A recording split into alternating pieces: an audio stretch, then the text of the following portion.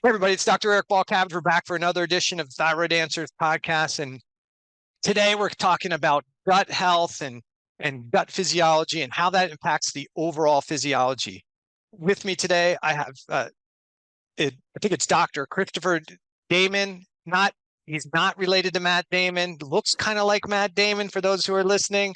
But Christopher, welcome to the Thyroid Answers Podcast. How are you doing today? Doing great. Yeah, it's great to be on the show, Eric, and thanks for the invitation. Sure. So can you give the listeners a little bit of your backgrounds? Why should they listen to you? Who are you? Tell them a little bit about who you are, what you do. Maybe why they shouldn't listen to me. So Yes. I'm a GI physician by training, but maybe not kind of your average physician in the sense that keep a very open mind to alternative approaches, and food being one of those, holistic in general.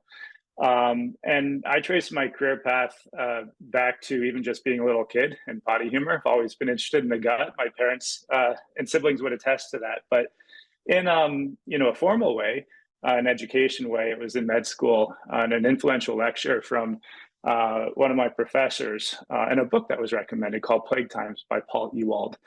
And he's an evolutionary biologist, but approaches medicine from the perspective of evolution. And it really opened my mind to how microbes in general were involved in chronic disease. This was before microbiome was a buzzword, but I was hooked. And ever since then, I've been following that interest through internship and residency, fellowship, and beyond. I worked at the Gates Foundation for 5 years. I led their microbiome research efforts, working in low and middle income countries and women and children. And then beyond the philanthropic world, ventured into the for-profit world, exploring how we can use business models to improve our approach to food as a pragmatist. So that's my career in a nutshell, and happy to dive into deeper topics. Happy to go deep in the science too, Eric. Awesome. So from an allopathic perspective, because you've kind of bridged the gap between allopathic and maybe more of this kind of functional medicine type approach, what did you learn about the gut biome in medical school? I mean, early in my, early on, I was in traditional healthcare early on. But 30 years ago, I don't think we were talking about the biome that much, as far as I remember, right? Almost everything we plated or tested for we were considered bad, right? But so what do you learn where's the understanding of where the biome is today in allopathic medicine? And maybe what do we need from an allopathic perspective, what do we need to kind of expand our horizons on a little bit? Yeah, well, first off, to my medical school's credit, I will say that the very first thing that we learned was that 50% of what we're going to learn is wrong. And so that humility instilled from the earliest of ages, earliest of lessons, I've embraced. And it's true. Science is always changing.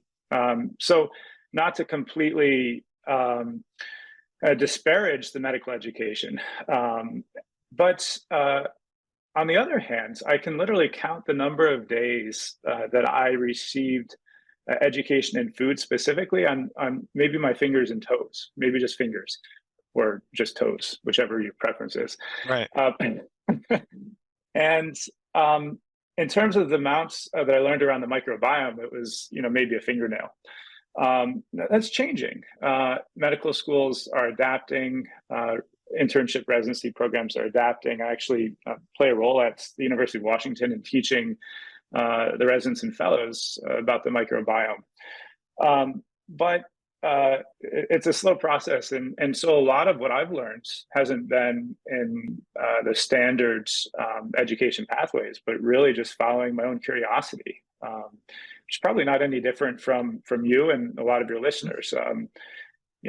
Curiosity may have killed the cat, but it also just expands the mind. And I think an open, curious mind, is a mind that's ripe for discovery. And that discovery is relevant to the patients that I treat, but it's also relevant to one's own personal,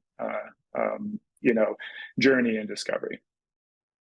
Yeah, I think it is. I think it's really important to be humble because as much as we believe we think we know the answers, I think when I got uh, into functional medicine, and you take your first couple courses, man, you get a couple courses, you're like, I got this all figured out. So simple. You do this, you do that, this protocol, you're good to go. But the longer you're in medicine, the more you learn. If you're humble, you don't know, right? The thing you said yesterday isn't true, or the things that you actually were getting success doing, you go, oh, it's not even the right mechanism of action. That's not how it works, right? But somehow the intention was good and the person still got better. So sometimes we do a great job of helping people just by really, at the end of the day, many times by the lifestyle factors we do, but sometimes the challenges. So let's talk about the gut biome. What is it, right? Because I think at one point we thought it was this tube that's really the outside of our body, right? That we just dump stuff in and stuff comes out the other end. We thought it was sterile, right? There's no bacteria there. It should be fine. But what is the biome and what's going on in that GI tract? Yeah, perfect. And what you said just a minute ago, the more you know, the more you don't know, resonates so much. And this idea that discovery starts with a question, it expands this incredible complexity, but it doesn't stop there. As you learn more and more, you can actually compress it back down to simplicity, and you end up really right back where you started. I think our journey in the microbiome is not any different. We can say that health is food, right? Food is the root of, or Hippocrates said, let food be thy medicine and medicine be thy food. And the gut is the root of disease. I'd say it's also the root of health, being a glass half full type person. It's super simple. Michael Pollan says it well, right? He says, eat food, mostly plants, not too much. But in our journeys of understanding, we can make things super, super complex. But those learnings ultimately are going to point back to those simple truths. It's just with a newfound appreciation of how those simple truths are working. So that's how I kind of see the microbiome. The microbiome is taking very simple whole foods that are incredibly complex when you look down into all of the molecular components that make up these plants and animal cells that ultimately are the source of our food. The microbiome is feasting on all of the nutrients that our bodies can't absorb themselves. The microbiome, which is largely, although not exclusively, in the lower intestine, the lower small intestine, the colon. They take all these things that we can't digest and turn them into factors that we can absorb.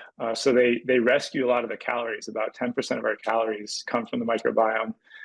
They produce B vitamins for us. So we're not entirely dependent on B vitamins in the nutrients that we consume because we have little factories in our gut that are making them.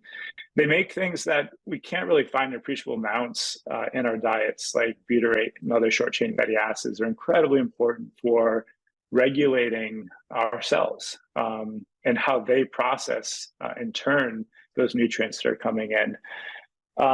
So the microbiome, I almost think of them like our partners in health. They're our own little Tamagotchis in our gut, and if we treat them right, they'll help support our health as well. Now, there's that whole nutrition side of things. The other big piece that they do is on the immune side of things and training our immune system and protecting us from pathogens. And we can explore that angle as well.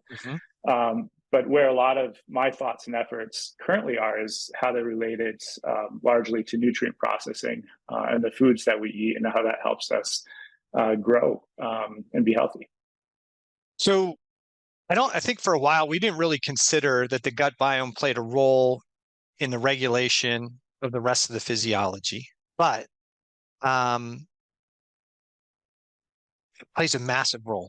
The immune regulation, as you talked about, cellular signaling. So in a time today where we have close to 60% of the adult population overweight or obese, chronic immune conditions, autoimmunity, I actually hate the term autoimmunity, I'll just say immune conditions, chronic neurologic diseases, depression, anxiety, how big of a role do you see the microbiome playing in those types of things? Because we've trained people to believe that if you have a GI problem, you see a gastroenterologist, but it doesn't really play a role in your cardiovascular health. It doesn't play a role in your thyroid health. It doesn't play a role in your brain health or your blood sugar health. But I think you and I would probably agree it plays an aspect, it can potentially play a role in everything from arthritis to degenerative conditions to immune and autoimmune conditions. So role, how big of a role does it play? Well, when you start saying the microbiome is connected to all diseases, it turns into a snake oil proposition. It's very easy to start dismissing it and say, oh, no, it's not. Although you're right, that is true. It truly is connected. And, if you think of the gut as a gateway to health, like truly all molecules that are in our body, with the exception of oxygen, come in through the gut. And those molecules, on average, are turned over every 7 to 10 years in every cell in our body, with a few exceptions, like some of the brain cells. Then it starts to make sense of how the gut microbiome, and the food that we eat truly can be connected to health of our body, as well as dysfunction, aka all these different diseases of different organ systems. It takes a little bit of a shift, though, in psychology, because Western allopathic medicine is very reductionist, and it's been very successful as a result of that. But the truth is, it's actually not just microbes. It's not just the food. There's what I call the 4 pillars. I call them the 4 call M's. They all start with an M. That support our whole health. And it's molecules, which are the foods, but also the toxins. It's microbes, which are the pathogens, and the good microbiome. Movement, which is exercise and getting outside, and being a couch potato, and sitting in front of a TV and watching TV and video games. And then lastly, there's the mind piece, and that's mindfulness practices, meditation, listen to music, good sleep habits versus anxiety, insomnia. When you start thinking about whole health, it's not then just about the foods and the microbes. It's these other 2 incredible pillars too. And beyond that, I'd say there's the 4 M's, but there's also one big C. That's community. And community is what supports all those columns. It's the interconnectedness that we have as people. It's our friends and our family, our colleagues, coworkers, that for many of us, most of us, give us a lot of meaning in our life, make us want to wake up in the morning, make us want to be healthy in the first place. So how much does the microbiome and the food in that whole equation contribute to our health? It's a big part. But it's not the only thing. Right. Yeah, I think there's in my book, we talk about fitness factors, dietary fitness, emotional fitness, habitual fitness. We talk about sleep fitness and respiratory fitness and environmental fitness. And we talk about all those keys that are the things that create the excessive load that changes our microbes and changes adaptation or causes a chronic cell stress response. So it's not one thing. It would be nice. We all want to have the one shiny thing that creates everything, but it's usually less about the thing and more about the load. And so that's what we definitely talk about and focus on in this podcast. But let's kind of get to the biome. So we have trillions of bacteria, right, that live in the GI tract that help regulate our physiology to some degree. Can you talk about what determines the health of the biome? Let me say it this way. I think people have maybe sometimes people have the assumption that everybody's biome is the same, and therefore there's a standard like, hey, this is what's in there. But there's a lot of things that influence the biome, and some people can have 2 people in the same household could have a different biome for some and still be healthy with a different biome, right? We don't have a set standard as to this is the only stuff that should be there in certain amounts. So can you talk about what what creates the biome? Is it food? Is it diet? Is it lifestyle? What are the things that influence it? And then then the next thing I want to get into is how do we assess it? Yeah. Well, you touch on something really, really important, and that is all microbiomes are not equal. And this is a huge, huge part of why personalization in our diets is so critical, especially when you talk about disease states where there can be pathogens and active inflammation, and giving standard diets actually could be more harmful than good. One point. The second point is what contributes to our microbiomes. Well, it's all of the pillars, right? It's not just food, but truly it's how much sleep we get, how good that sleep is. Are we stressed or not? Are we exercising? There's tons of literature that's coming out showing in very real ways the pathophysiology, the mechanisms of how these other pillars are connecting to the microbiome. So those are some of the less obvious connections, but the obvious ones would be the food that we eat and how that food has changed over the last several decades with increased ultra processing, which essentially either takes out and or disrupts the prebiotic components of food. So that'd be the fibers, the polyphenols, which are the things that give food their color. As well as good fats like omega-3s and the fermentation products. So historically, nature's processing of food was actually fermentation. It does a lot of the same things. It introduces B vitamins. It introduces preservatives. It enhances the flavor. It takes away some of the bad things. It does all the things that our modern food processing is trying to do, but maybe doesn't do as well as it could. But maybe with an understanding of the microbiome, we could do it a little bit better. So I think this is more in the world of functional medicine than maybe in allopathic medicine, but there's this, I think people are confused. They don't know what a healthy diet is. First, we don't have a great definition of what health is. That's a whole nother discussion. And two, they don't know what a healthy diet is. And what confuses them even more in the world of more functional medicine, I think what we've done is we've circled the wagons and we shoot in. So we have people who say carnivore is better than vegan. Vegan is better than paleo. Paleo is better than Mediterranean. So we have this inward battle arguing over which whole foods are problematic, which whole food diet is better than the other.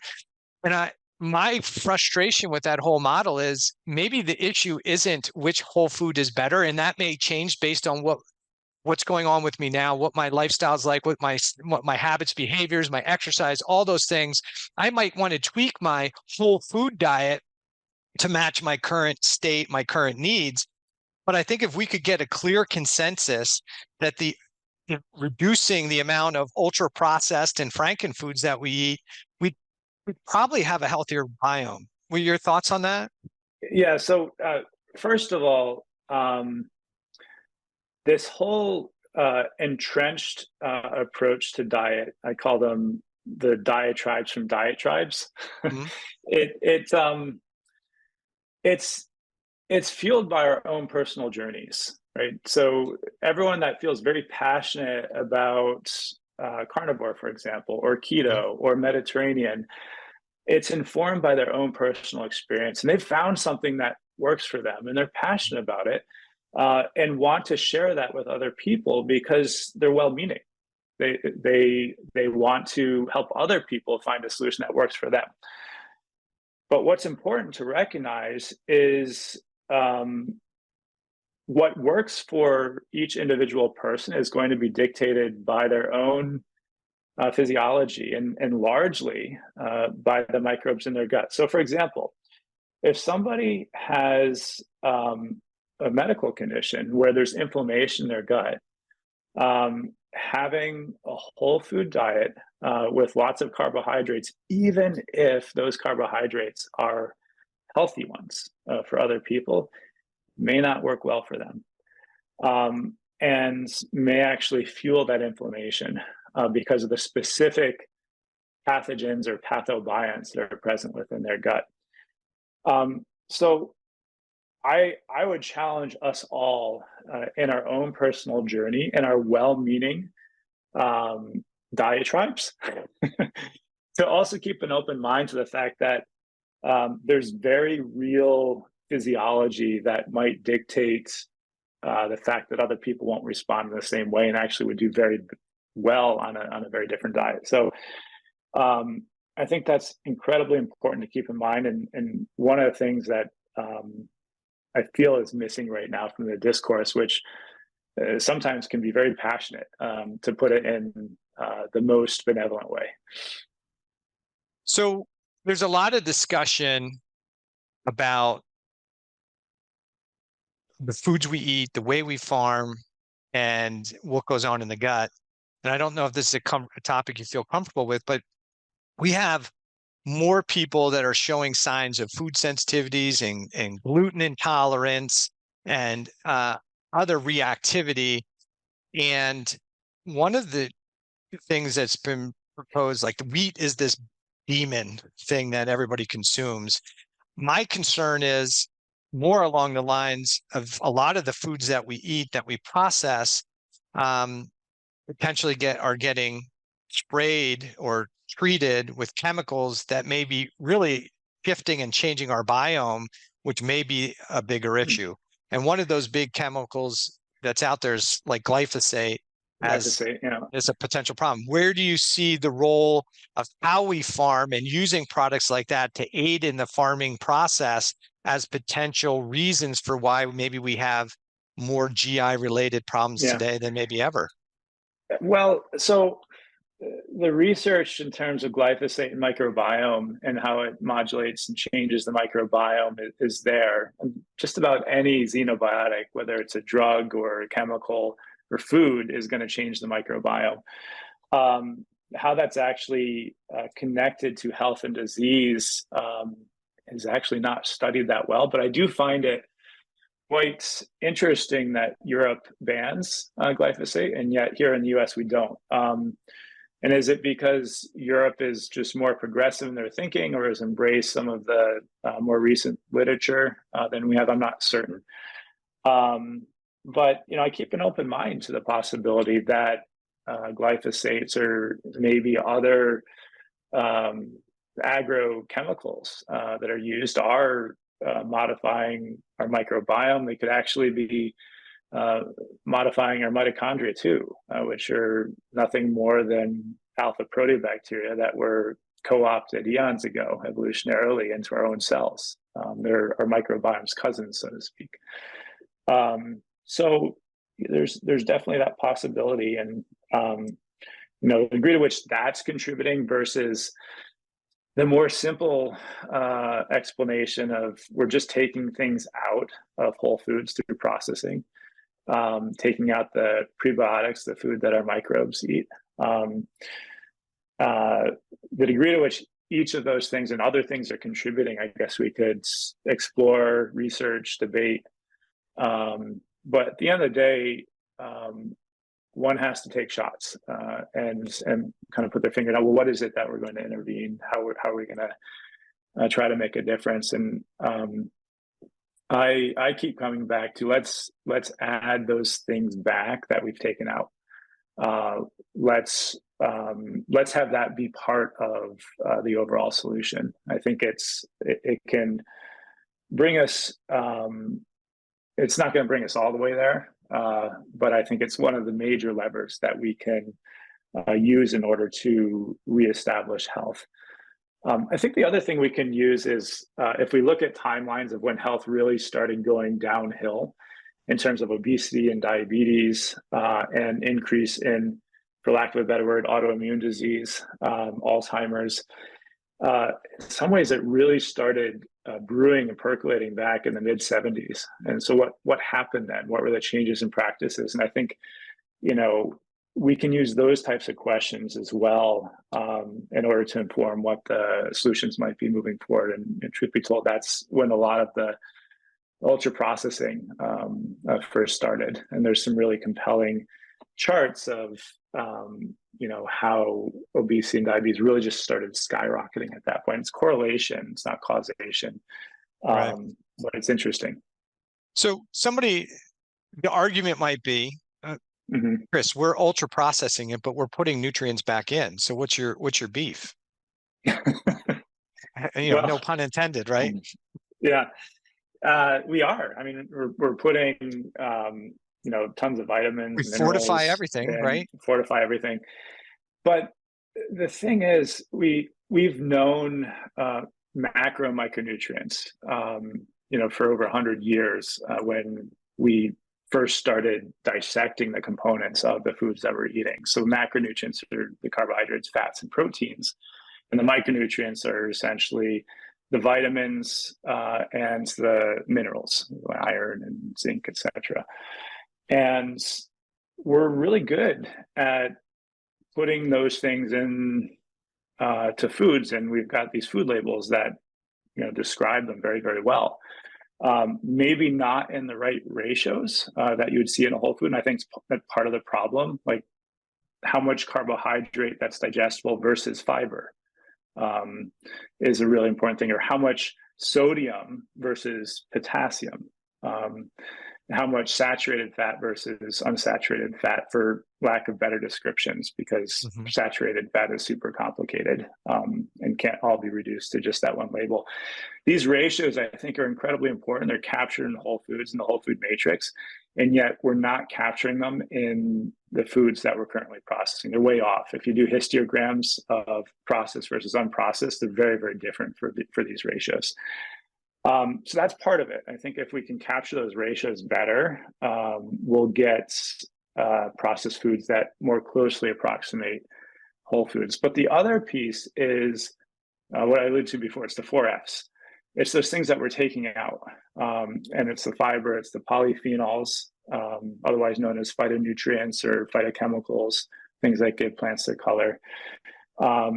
Certain fats, which we just don't get enough of because they're processed out, or we're not eating the right types of foods. And then these fermentation products. I think when we start thinking about these other components of food, the so-called bioactives, the ones that are not nutritive, so to speak, they're not the building blocks of our cells, like the macro micronutrients, but they play an incredibly important role in regulating how those building blocks are put together, largely actually through the mitochondria. When we start understanding those stories better, I think we'll be able to recapitulate whole food and the foods that we're making much better. It won't be 100%, but maybe we can get 70% of the way there for 30% of the effort and cost. So yeah, maybe that helps. So by doing the processing of the food, we don't know what we don't know, right? In the process of processing the food, we damage the food, but we say, hey, we're going to put a bunch of stuff back. Yeah. We kind of match the profile of what's supposed to be healthy, and we fixed it. But we may not realize there's things there that we didn't put in, that we didn't measure, and we don't realize the synergistic effect of those things in the right ratios have a big difference. And I think maybe an example, and you correct me if you think it's differently, we went from back in the day, people drank whole milk, right? Just as it comes out of the cow. We went to ultra processing it, and now we have maybe more people with sensitivities, reactivity, poor digestion of the product. And then you see people going back to the non-pasteurized milk, and they go, well, I don't seem to have the same issues and problems when I drink this natural whole milk before it gets processed. And maybe the reason for that is because in that whole milk, before it's processed, I've got active enzymes, I've got bacteria, and all the things that may potentially help us digest it better.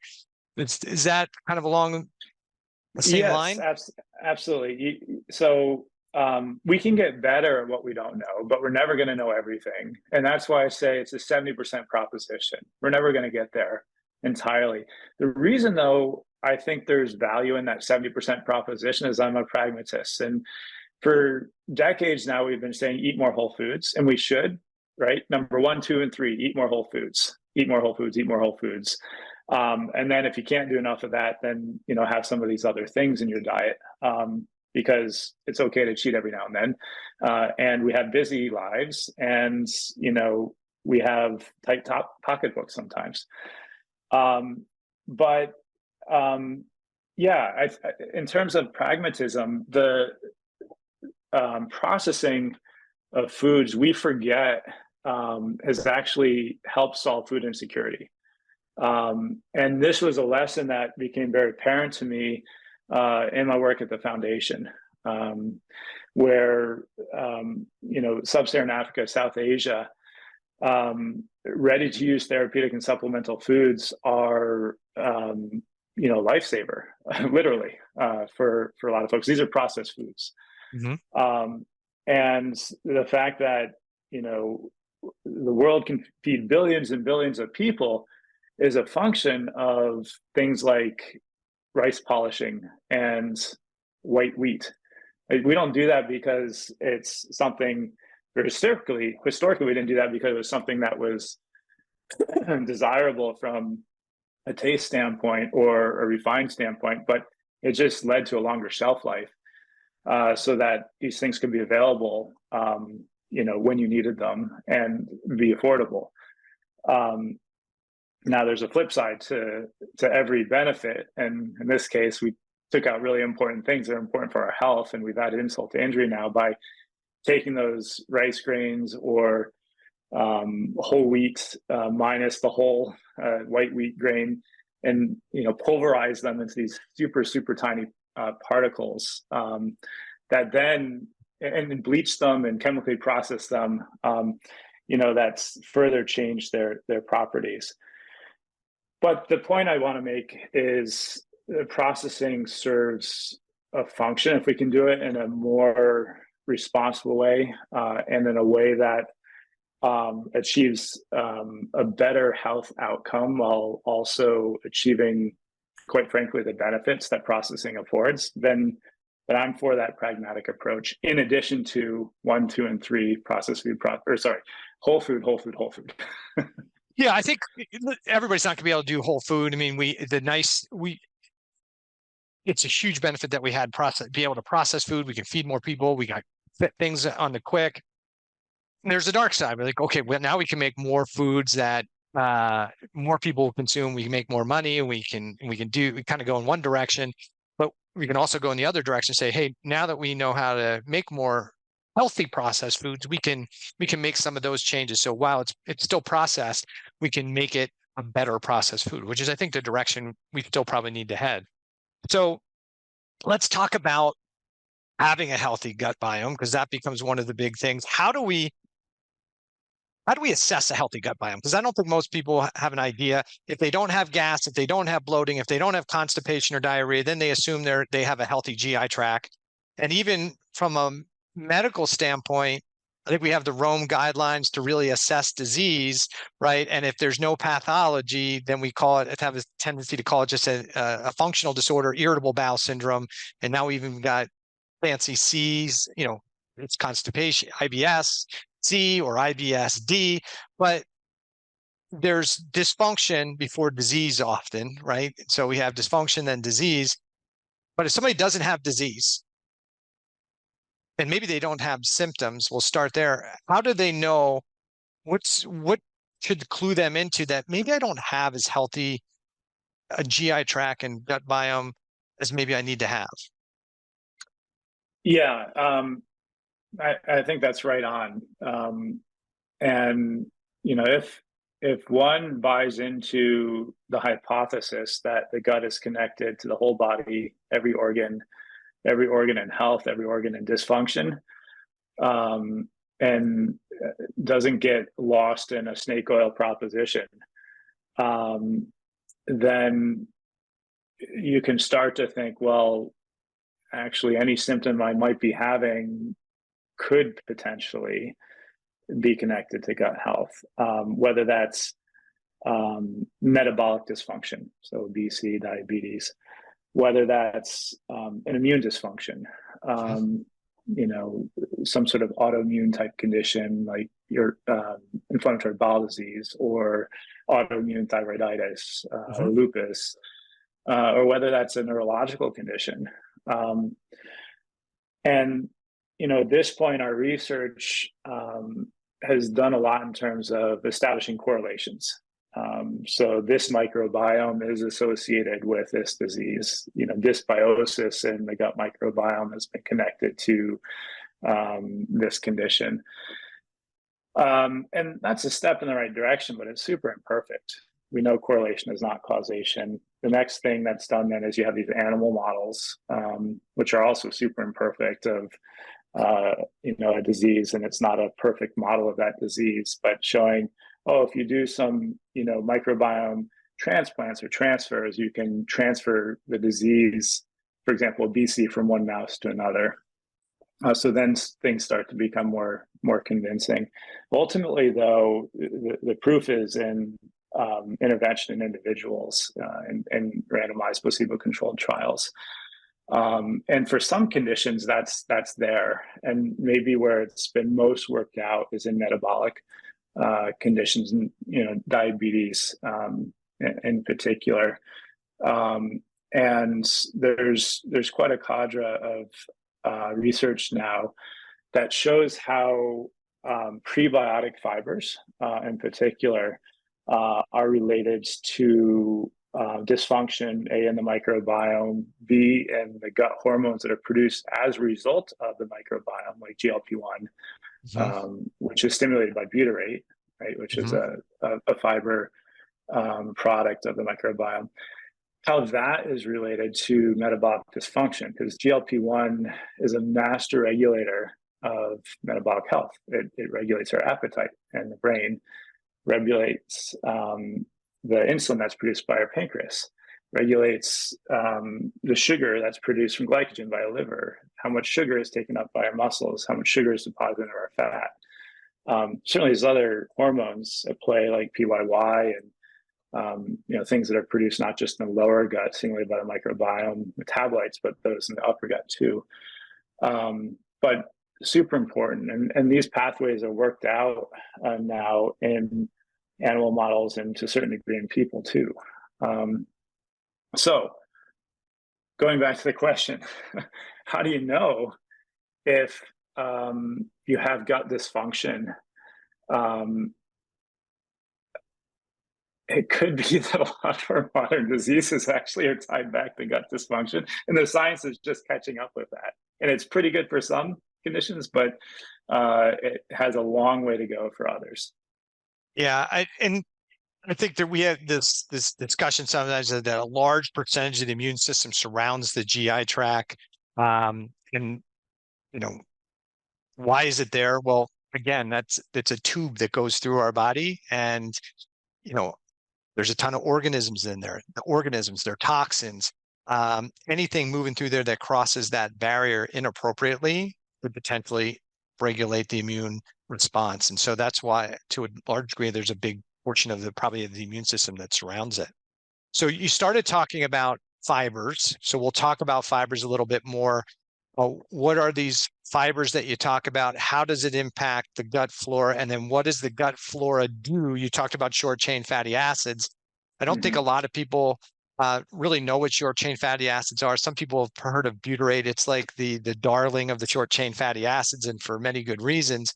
But let's start at the top. We talked about these fibers. That's one of the things you said is missing from our ultra processing of food. But where are fibers? Where do people get those from the diet? How do they then influence the gut flora? And then what does that do for us? Yeah. So simply put, fiber is a carbohydrate. It's just a carbohydrate that our bodies, in the absence of microbes, can't digest. That's the definition of fiber. If we didn't have a microbiome, it would pass straight through us because the enzymes that our pancreas makes that are able to digest digestible carbohydrates, they're essentially immune to. And where do the fibers come from? Well, they're actually a component of the plant cell. And more specifically, fibers are the sort of bricks or the cell wall that give plant cells their structure around the outside. The animal cells don't have that. That's one major source of fiber. The other major source of fiber is there's something called resistant starch And this is starch that, just like other fibers, our body can't digest, but it's more similar to the starches that we can digest. And there's different types of resistant starch. But that type of fiber comes from the vacuole within the cell, which is where the plant cell stores all of its energy. So fiber is traceable back to either the cell wall, which gives the cells their structure, almost like the bones of the plant cells, or to the energy vacuole components. And this is where the ratios become actually really important, because cell of celery stick and a cell of piece of corn isn't really all that different. There's conserved ratios there. So fiber is a carbohydrate. It's a type of carbohydrate that's not digested. It comes packaged part and parcel with the carbohydrates that are digested. And I liken them almost to nature's packaging and nature's instructions. They're doing more than just surrounding those cells. They're telling our bodies how to process that carbohydrate that's present in that food that we're eating. And the microbiome is almost like the translator of those instructions. So it takes that fiber. It's like, oh, we're having a tasty meal of plants. And there's a bunch of fiber here. So we know there's also in whole foods a bunch of carbohydrates. We're going to regulate the body in a very specific way, in an evolutionarily honed way, in order to accommodate those carbohydrates coming in. And that's where the butyrate that they're producing comes in, and the hormones that the gut are making, and those hormones that then are impacting the whole body as a master regulator, almost like a maestro of a symphony in the body, controlling all these different components of metabolism that I alluded to. It's really beautiful the way this is all played out, but sad at the same time that we've kind of disrupted that symphony by taking these things out. And so it's almost like, chords without their complementary chords. You got a violin, but you don't have a violist. It's like, it's not a whole symphony anymore. It's a cacophony in the case of dysfunction and disease. So these fibers that we consume from plant matter, right, then feed bacteria. Some bacteria really feed on these things. And the bacteria then convert those prebiotic fibers into things we call short chain fatty acids, butyrate being one of those. There's a couple others, acetate, propionate, valerate. Those are other common short chain fatty acids. I think butyrate gets all the love. Does butyrate do most of the work, or do all of them? Obviously, there's a reason for all of them to be there. What's the difference between all four of these maybe primary short chain fatty acids, and why does butyrate get so much love and attention? Well, and it actually gets more complicated than just those four, because you have branch chain short chain fatty acids, so isobutyrate and isopropionate, etc. If you've done any mass spec, you'll know that there's tons and tons of peaks associated with just the short chain fatty acids. And why does butyrate get all the love? Well, a couple of thoughts. One, no, it's not just butyrate. These other ones are really important too, and they need to come in the right ratios. The beauty of a whole food diet and a healthy microbiome is that all happens naturally. It's the right ratios of short chain fatty acids in the right places at the right time, and all of those components are really important. So if you start taking supplements of butyrate, are you really recapitulating that natural biology? Maybe not. Are you helping a little bit in some cases? Maybe. Do you get butyrate naturally in the diet without fermentation of the gut microbiome? Yes. Where does it come from? Butter, dairy products. Why is it there? Because cows eat grass and they have microbes in their gut and they produce these short chain fatty acids, and lo and behold, they put them in their milk. Is it present in mom's milk? Yes. If the mom, and when I say mom, I mean human moms, if the mom is eating a high fiber diet. Going back to the question, well, what about butyrate specifically is important? Maybe disproportionately, because of our specific diet, we get less of butyrate than the others. And that ratio is disrupted more so because the butyrate is disrupted. And bringing that butyrate back specifically, like resistant starch and other fibers actually disproportionately contribute to butyrate production, helps reestablish the natural balance, because relatively speaking, we have too much of the propionate, too much of the branch chain fatty acids, etc. But they all are regulators, and probably play roles to certain degrees in making gut hormones, regulating mitochondria.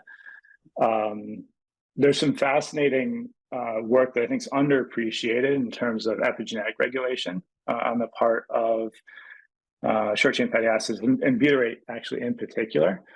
And a lot of love has been given to polyphenols and how they're regulating sirtuin pathways towards epigenetic regulation of histones and histone deacetylation, which opens up DNA so it can be expressed. And if you have inhibitors of that, then it's less likely to be expressed because it can't open up and uncoil. Butyrate does the same thing. It's just not going through sirtuin, it's going through another histone deacetylase. It's histone deacetylase inhibitor. It's a specific HDAC. So there probably is something specific about butyrate, but butyrate does need to exist as well in the context of all the other short chain fatty acids. And that's my final answer, and I'm sticking by it. Yeah. So we see a lot. I see a lot of people that are taking butyrate. They say, hey, it makes me feel good. My key issue is I don't agree that that's maybe a good management strategy for your current signs and symptoms. But really, ultimately, what we need to do is ask the better question, which is why you're not generating the butyrate on your own, right? And that comes down to feeding the right types of bacteria, the right types of food so that they can produce the right chain, so they can produce the short chain fatty acids, right? That's the best long-term solution. And oftentimes we can do that dietarily. But let's talk about, we talk about a couple things. I want to talk about impact on mitochondria. I want to talk about impact on intestinal barrier or intestinal permeability. And I want to talk about the immune system because this is what we call, this is the Thyroid Answers Podcast. We're talking about immune, we're talking about thyroid function. And I talk a lot about the gut and immune upregulation. So can you talk about the significance of short chain fatty acids in the health of the intestinal integrity? There's a term in functional medicine, we call it leaky gut syndrome, right? And I always tell people there's always a level of permeability. It's how permeable you are. I kind of use my screen in my window as the analogy, right? There's got to be some permeability across the GI tract, but too much permeability can potentially be an issue. So what role does short chain fatty acids play in that, if any? Yeah, really important role, actually. So specifically in the colon, butyrate is the primary fuel source for the cells that line the colon, the colonocytes. And so as the fuel source is responsible for helping fuel the regeneration of those cells, which is a really important part of barrier. Also helps in maintaining the integrity of how tightly stitched those cells are.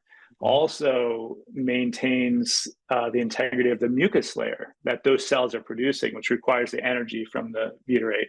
Also maintains all of the antimicrobial peptides that are secreted into that mucus layer that helps keep not just pathogens, but our healthy microbes at bay.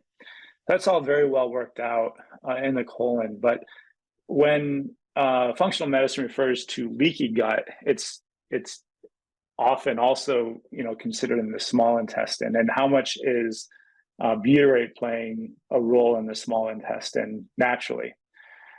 Well, first one has to ask the question, well, how much is it present in the diet? And it's there as mentioned in dairy products. I have a question, a hypothesis that there may be a certain amount of short chain fatty acids actually circulated through a well-known pathway called the enterohepatic circulation. Is how bile acids are absorbed in the lower gut and then get, secreted out through the liver and back down and through the small intestine, ad infinitum. My hypothesis is that to a certain degree, short chain fatty acids are doing the same thing and are bathing the upper gut. And there are some metabolomic studies that corroborate that. It's not at the same levels as in the colon, but we do know that even small amounts of short chain fatty acids are physiologically relevant through G protein coupled receptors and through HDAC, actually, histone deacetylase inhibition. But what else corroborates that? Well, it's a silly thing. Have you ever done Birdie's Bots every flavor beans? Do you know what I'm talking about? So these are jelly beans that are made by Jelly Belly, and it's part of the Harry Potter story. These beans. You're out of my wheelhouse. Out of your wheelhouse. Oh, it's just so. There's a lot of really good flavors like strawberry and watermelon, etc. But then there's also these awful flavors like earwax and I think dirt and vomit. So the vomit one, it has butyrate in it. Vomit is the smell, the taste of butyrate.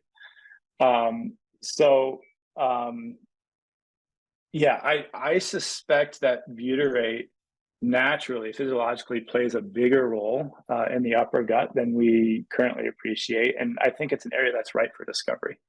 And circling back to your original question, is it playing a role in the intestinal barrier and integrity, or leaky gut, for lack of a better word? Maybe. Yeah, when we talk about that, from small bowel, large bowel, I think, and I don't know exactly, but bile physiology plays a massive role in the integrity of the upper GI tract, and less so in the lower GI tract because there's not that much bile getting to the colon. But I think both play a role. I think we'll learn more about it. But it's a huge catchphrase that we talk about: leaky gut, leaky gut, leaky gut, and it gets a lot of attention, and people are trying to fix the leaky gut. And ultimately, if we have good bile flow, if we have some of the other key micronutrients in our diet, we're feeding the right bacteria and we have growth. That's the better long-term solution to maintaining the integrity of the gut. Healthy diet, healthy lifestyle, not just endless amounts of glutamine into the system. Let's talk about its regulation of the immune system. Like, one of the big factors that we see today is chronic immune and autoimmune conditions.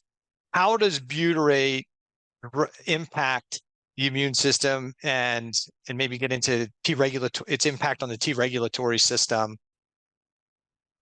Yeah.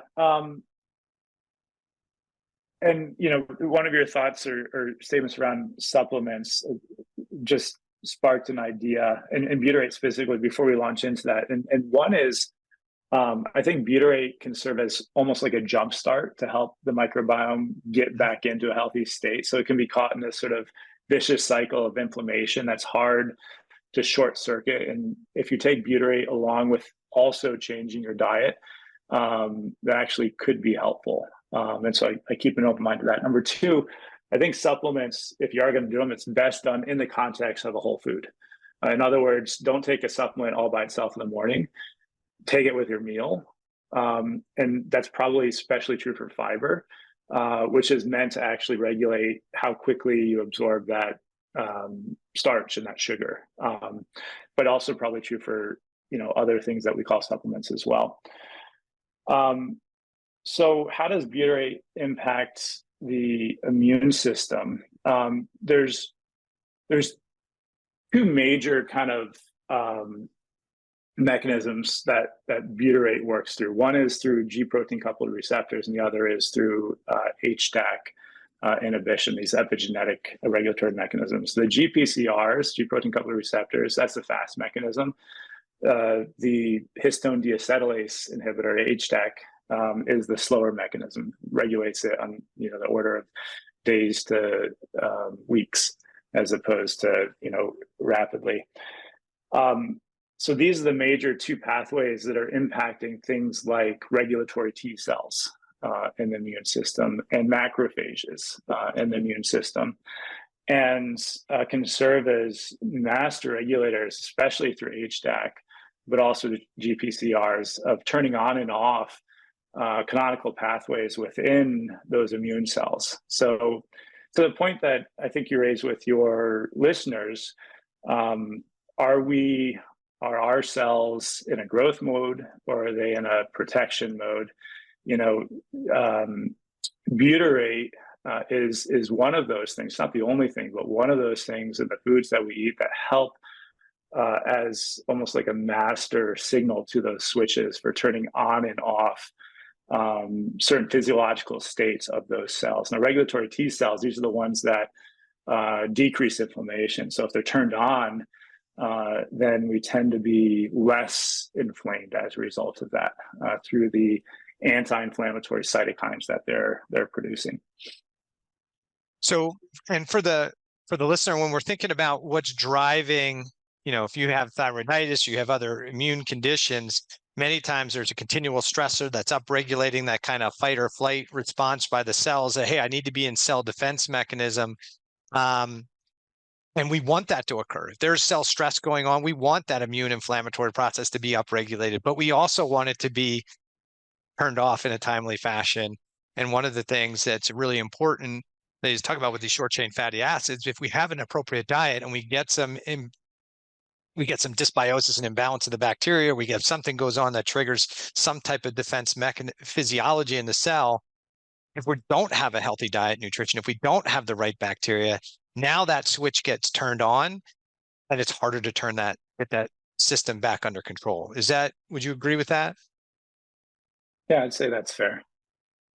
So with the time we have left, let's start talking about, all right, what can the average person do to ensure that they have maybe a healthier GI tract, a healthier biome? We talked about, eat more whole food, but do they need a whole bunch of supplementation? What do they need to take a probiotic every day? The whole probiotic conversation is a slippery slope, and we can have that debate. But we'll kind of, in the last 5 or 10 minutes that we've got, let's give some actionable support for the people who are saying, well, I've got some GI issues. What am I supposed to do? Because one person says don't eat plants because it kills you. The other person says don't eat all the meat because that'll kill you. Like, what should the average person start to do to improve the health of their gut and probably their overall physiology? Yeah, and I'm glad that you turned the conversation around to, well, what can we do practically, and what sort of constructive advice can we give? Because we can talk about these fascinating things until our face is blue, but this journey of expansion and compression, we have a metaphor for that right now in this podcast, and let's compress it back down to what we can do, what's simple. And first of all, I think it's really important for people that have been on these journeys to hear maybe from a practitioner that they're not crazy, because I think they often hear just the opposite from practitioners, especially folks that might be conventionally trained. Listen to your body. That's another really important thing. And your body is telling you something about those foods that you're eating. If you're not feeling well, then that's probably a good reason not to eat those things. And it doesn't matter if it's what we might consider healthy food or not healthy food. If your body doesn't respond to it, right? And that may change in time. That's right. That may change in time. So what can be done practically? Well, I think there's the 4 M's. So like you can work on each of those pillars. Some people probably have a pillar among those 4 that's less weak, and that's the one that they should probably work on. And for a lot of people, that's food. And a lot of people, it's the fact that they're eating foods that aren't supporting the microbiome. So increasing those 4 F's, I think, is one of the levers that is going to be helpful for a lot of people, but not everyone. If they have inflammation in their gut that is fueled by some of those F's, it's going to make things worse. What will stack things in favor of it working is if you take in fibers that tend to be less prone to causing inflammation. And there's this distinction of the high FODMAP and the low FODMAP fibers. Mm-hmm. High FODMAP ones are ones that are very readily digested and tend to be digested even in the upper gut, especially in dysbiotic states like irritable bowel syndrome and small intestinal bacterial overgrowth. These are things like inulin, fructooligosaccharides. As it turns out, garlic powder, onion powder, chicory root, a lot of things that you find in processed foods. Maybe too why when people have processed foods, they have a lot of gut dysfunction. So avoiding those, but the ones that can be helpful are the low FODMAP fibers. That's things like resistant starch, beta-glucan, rabinoxylan, psyllium, which is Metamucil. These are the types of fibers that more people can tolerate just fine and actually will do very well to support a healthy gut. And so you narrow it down. You've got the 4Ms, okay, molecules. Among the molecules, the 4Fs, maybe fiber. Among the fibers, maybe resistant starch. If you could just choose the levers at a public health level that are more likely to impact many, many lives in a positive way, I would say, resistant starch, increasing that in whole foods, as well as if you can't get enough whole foods in, potentially as a supplement, but taken in the context of a meal, is super important. What else? There's a challenge when we go to the grocery store. We don't know which foods are healthy. And most of us aren't trained in reading nutrition labels. It's the ones that just say organic on it, right? Isn't that it? Right. Yeah. And even if we are trained, you and I live, eat, and breathe this stuff, and yet we still have a really hard time, knowing what's good and what's not good. I'm a pragmatist. I love solutions that make a difference at the end of the day.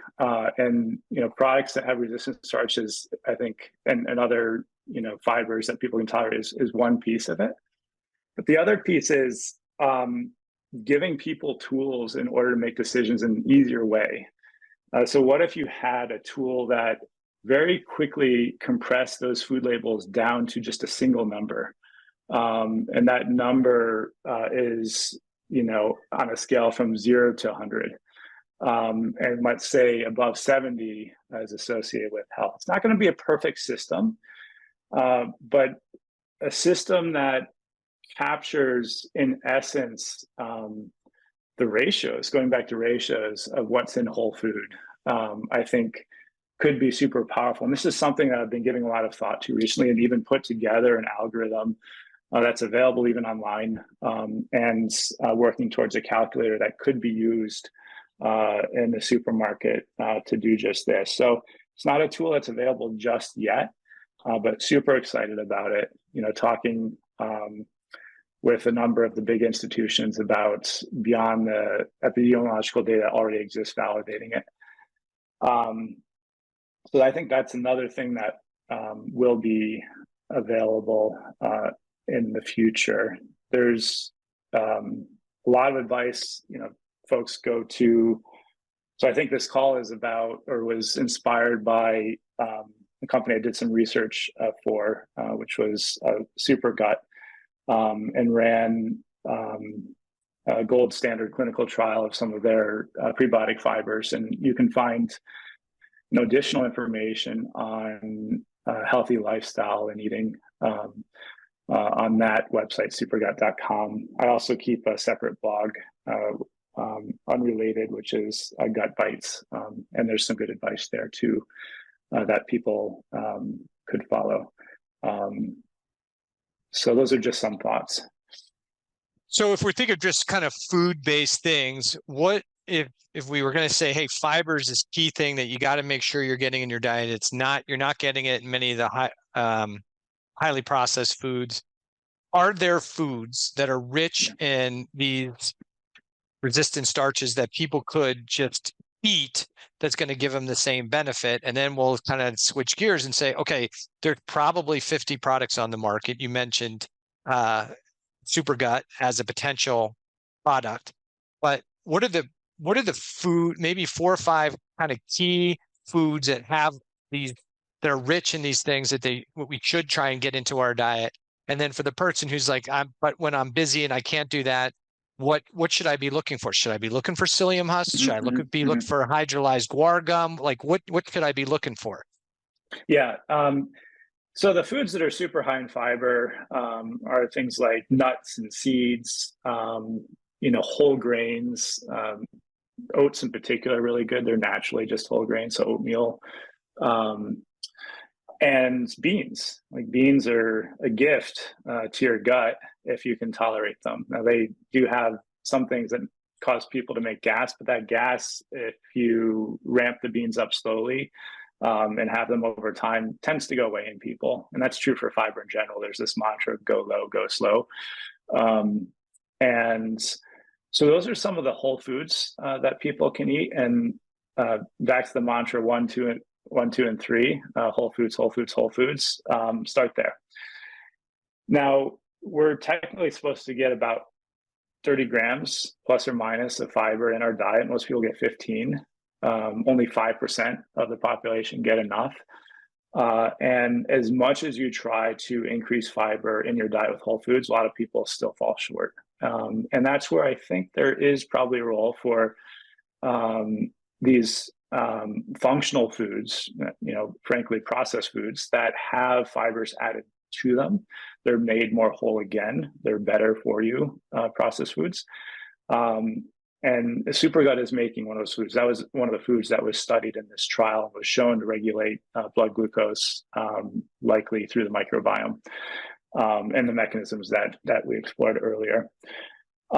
There's also a sort of prebiotic fiber that the company makes, and that can be added to any food. And there's a really fascinating pilot study that was done that shows if you have this prebiotic fiber with a really high glycemic index food that normally spikes your blood sugar a lot. So, for example, apple juice or rice milk or Rice Krispies, those are some of the worst offenders. It will bring that blood sugar spike down by 30 to 40%.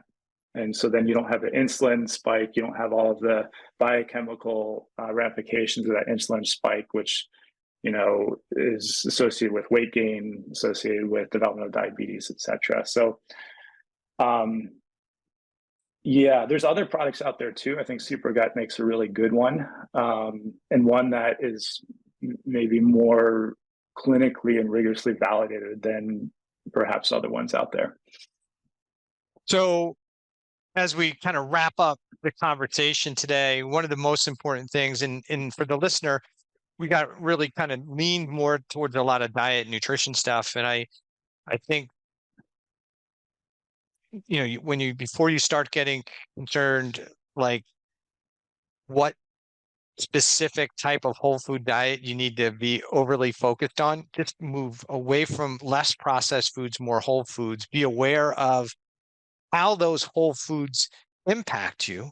And if it bugs you, you want to pull that out temporarily and maybe make some changes. Like, hey, I want to move, what are the foods that I do tolerate better, and maybe make those changes.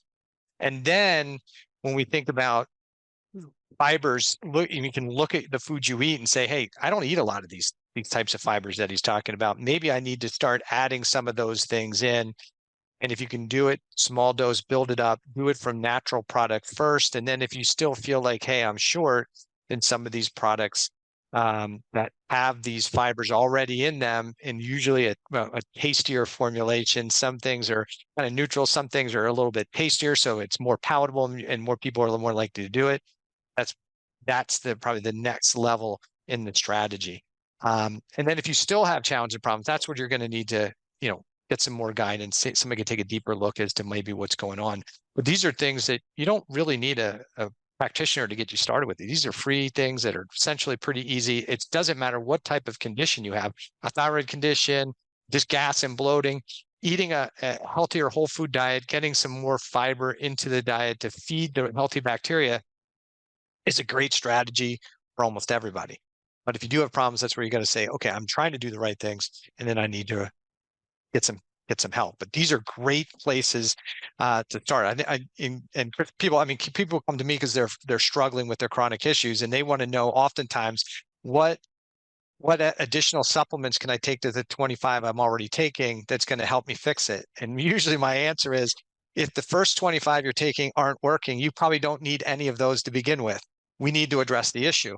The same thing when somebody says, I have 25 micronutrient deficiencies. Okay, well, then you don't need 25 supplements. You need to address your GI tract. You need you need better food. You need better tools to support digestion. You need a healthier biome so that you can break down and absorb the micronutrients that you should be getting from healthier foods. Would you agree with those things? I think that's spot on. I think what you also said, if you're doing all those things and you're still having problems, yeah, it's worth talking with somebody who's thought a lot more about this, is clinically trained in it, to give you some guidance, because the whole foods approach, is wonderful, is going to work for the majority of people. But folks, that truly have a dysbiotic inflammatory gut, may not work great for. Yeah. Yeah. And that's going to matter. And again, for the listener, you've got chronic heartburn or reflux, that's a problem, right?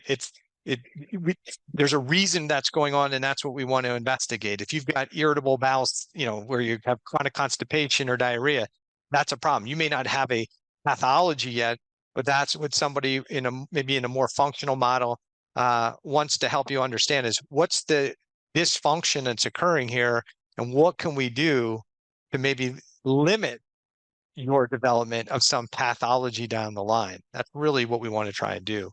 So Chris, thanks so much for coming on the podcast. If somebody wants to see more of you or what you do, or read maybe some of the papers that you've worked on, where can they hear and find out more about you? Yeah. So you can always find me at the University of Washington, or at a blog that I keep, which is gutbites.org. If you want to know more about the product that we did the randomized placebo-controlled trial on, and also have lots of good information around gut health in general, there's supergut.com as well. And you'll find a link to the randomized placebo-controlled trial, which is peer-reviewed and published, in diabetes, obesity, metabolism, on the research page there.